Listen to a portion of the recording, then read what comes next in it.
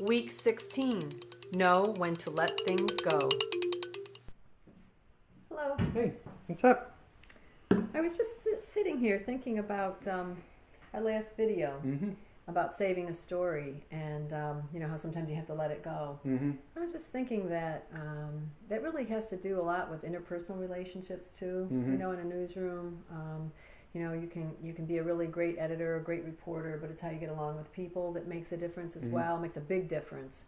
And you hope that when you're working in an environment, a work environment, that people are going to be civil and collegial and have mutual respect for one another.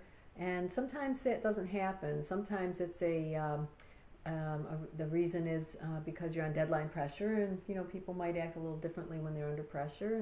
And actually sometimes it's just that's the way people are wired, and you're not going to be able to change it. And so I was thinking that the best solution to that really is that you have to let it go.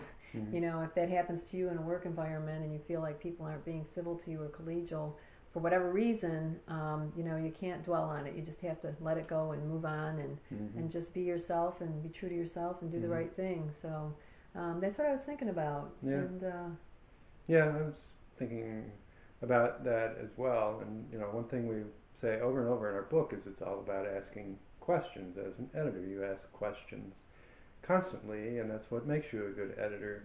But you will also find on deadline that you just won't get every question answered, and you have to understand as an editor that asking questions is the easy part, relatively speaking, and answering them is much harder, and sometimes that will put people on edge in just the way you were describing. So sometimes you have to let that go as well, let the story move along in the process, understand that every question every day won't be answered. You have to use your own good judgment. You don't let serious questions pass.